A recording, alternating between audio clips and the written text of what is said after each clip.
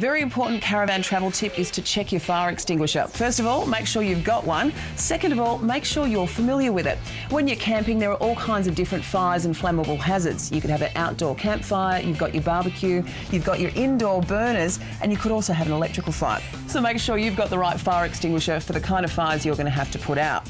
Also check the gauge. You can see here there's a recharge area and an overcharge area. You want it to be right in the middle in the safe black part before you use your fire extinguisher.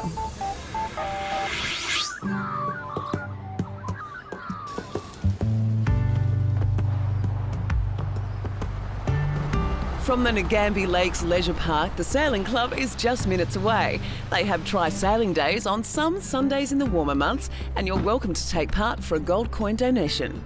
You must be Barry. Yes, I am. Fantastic. So this is the lake? Yes, we've got a light northwesterly and the lake's looking good, so we'll head for a sail. Awesome.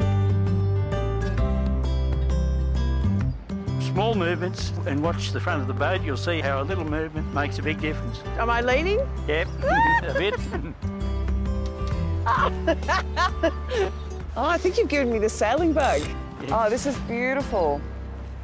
Now, you're a pretty accomplished sailor. How long have you been out here on the water? Oh, look, about 7 years, yeah. What? How old were you when you started sailing? I was 62.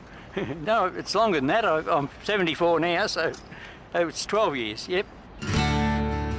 Now, tell me about the Nagambie Lake. Look, it's a lovely bit of water for sailing on, and as long as there's a bit of breeze like there is today, well, we're fine. And can anyone travelling through who's just staying at the caravan park, because you're just across the water from the caravan park, can anyone come and do a tri-sail? On sailing days, yes. Yeah. Anyway, we welcome anyone. Fantastic. Yeah. Look, I just love it. It's no petrol, no noise.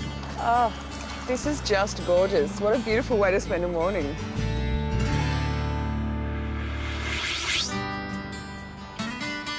It's just under 100 kilometres from Nagambie to Bonnie Doon. When you're around halfway there, you'll find the picturesque town of Euroa at the foot of the Strathbogie Ranges.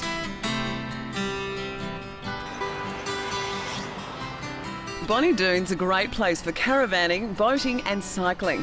And it's on one of the newest and longest cycle paths in Australia, the Goulburn River High Country Rail Trail. The section from Bonnie Doon to Mansfield crosses Lake Eildon. Bree Seaton, the local tourism representative, shows me around. Bree, I heard this place was bone dry just a couple of years ago. How long did it take for it to come up with so much water? I know, it's incredible, isn't it? Well, we took our boat under the river, under the bridge for the first time last summer, so it's just been over 12 months. It'll come right up. Okay, so now we've got the water back in the lake. What sort of industry and what sort of people has that affected here now? Well, obviously the tourism industry, so over summertime we get a lot of tourists coming up to this area for their water sports, bring up their boats, they go fishing. There's also obviously agriculture now. We actually have water for the stock. We have Mount Buller. We are so lucky to live in this part of the world.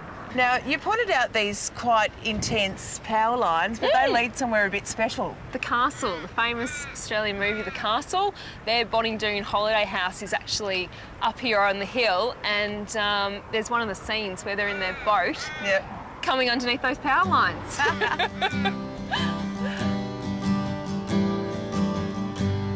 So what's the beginning and end of the rail trail? So where we are now in Bonnie Doon, it takes us all the way back into Mansfield to the station precinct there. Then it continues all the way to Yea, through to Trowell and Tullarook. And then there's also an arm that feeds off that goes into Alexandra. You can be any experience or any age and it still caters for you. Stunning.